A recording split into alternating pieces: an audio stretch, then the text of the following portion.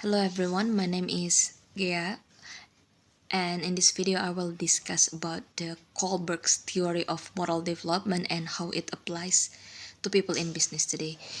I will also share a real business case and reflect on whether managers and employees can move to the higher level of the moral reasoning. First, let me briefly recall the Kohlberg's three main levels of moral development. First, the pre-conventional, conventional, and post-conventional. At the pre-conventional level, moral decisions are guided mainly by self-interest, the desire to avoid punishment, and the expectation of personal rewards. A person at this level will ask what will happen to me if I do this, rather than is this right or wrong in the principle. At the conventional level, people behave ethically because they want to conform to social norms, follow laws, and meet the expectation of their group or organization. They value stability, reputation, and being seen as a good employee or good citizen. Obedience to rules and loyalty to the organization are very important at this stage. At the post-conventional level, individuals evaluate laws and rules based on the broader ethical principles such as justice, human rights, and common goods. They are willing to question, and in some cases even challenge, the existing rules if those rules conflicted with the universal moral principles. In other words, they prioritize what is right over what is legal or what is normal in my company. From my perspective, most people in business today operate at the conventional level of the moral development. Many managers and employees justify their decision by referring to the company policy, industry norms, and legal compliance. We often hear phrases like this is our standard operating procedure, this is legal, or this is how the industry works.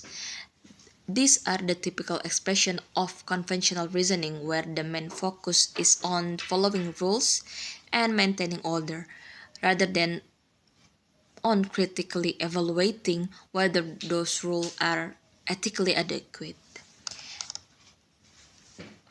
Well, at the same time, strong performance pressure can drag people down toward the pre-conventional reasoning when bonus, promotion, or even the job security itself depend on the short-term financial targets. Some employees may start to think mainly about just avoiding punishment or securing the rewards. To illustrate this, I will use a real business case like the Wells Fargo cross-selling scandal in the United States. Between 2011 to 2016, Wells Fargo employees opened millions of unauthorized bank accounts and credit cards in their customers without any consent. This was done to meet extremely aggressive sales targets and to benefit from incentive structures that heavily rewarded the number of products sold to the customer. Many employees reported that these sales goals were unrealistic and that the culture in the bank created a meet the quota or lose your jobs. In these situations, employees were strongly pressured to choose between protecting their own income and employment or is respecting the rights and interests of the customer. And as a result, thousands of workers engaged in the unethical behavior and later more than 5,000 employees were fired when the scandal came to light. The company eventually paid hundreds of millions of dollars in fines and faced severe reputational damage. If we analyze this case using the Kohlberg's theory, we can see a combination of the pre-conventional and conventional reasoning. On the pre-conventional side, many employees act to avoid punishment and to secure bonuses or just keep their jobs. Their decisions were driven by fear and self-interest. If I don't hit my number, I will get punished or just fired.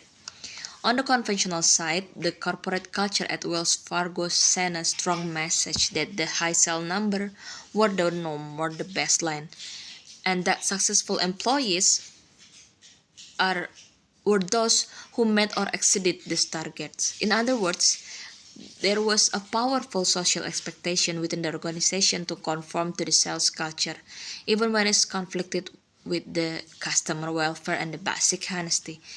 Employees wanted to be seen as a good performance in the eyes of their managers and peers, which is the typical of conventional moral reasoning.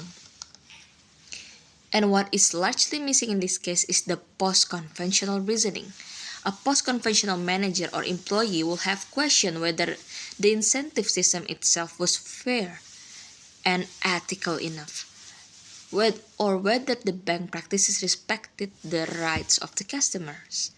They might have refused to participate in these whole unethical SIM practices, or just reported the problems, or pushed to the structural change, even at some personal cost. The fact that this not happen on the large scale shows that how rare post-conventional reasoning can be in this highly competitive business environment. But on the other hand, there's still several companies that demonstrate a more post-conventional orientation. For example, Patagonia, an outdoor clothing company, has built its business model around strong environmental and social principles. Patagonia is known for prioritizing the protection of nature using sustainable materials and even encouraging customers to buy fewer products and repair what they already own. The company has adopted the mission statement: we are in this business to save our planet home, and willing to accept the higher cost or slower growth to stay consistent with its values. This reflects a higher level of moral reasoning where decisions are guided by clear commitment to the common good and intergenerational responsibility, not only driven by profit and compliance. Finally, the question is, can managers and employees move to the higher level of the moral reasoning? In my opinion, the answer is truthfully yes, but it requires a deliberate effort at both the individual and the organizational levels. Kohlberg's work suggests that moral development can progress when people are exposed to the complex ethical dilemmas, encouraged to reflect critically, and given opportunities to reason beyond simple obedience to authority. In business context, this means that companies should not limit ethics to compliance training and checklists. Instead, they need to create a culture where employees feel safe to question the unfair practices, discuss the ethical tension openly, and prioritize the long-term societal impact over just the short-term gains. Leaders play a crucial role here. When the top management consistently models this principle behavior, for example, by voluntarily going beyond the minimum legal standards to protect human rights and the environment, employees can see that the post conventional reasoning is not only possible but also valued. However, if organizations continue to reward only financial results and punish those who speak up, people are likely remain at the pre-conventional or just conventional level, but focusing on the self-protection itself to themselves. Therefore, moving to the higher level of the moral development is possible, but it depends on the education, ethical leadership, and structural incentive that it's genuinely support by the principle of the decision making. To conclude, I would say the most business people today still operate at the conventional level, occasionally slipping into pre-conventional reasoning under the strong pressure. Post-conventional moral reasoning exists, but it is relatively rare and usually associated with leaders and organizations that consciously place ethical principle at the core of their strategy. Strengthening this higher level of reasoning is essential if we want business to contribute not only to the economic growth but also to social justice and environmental sustainability.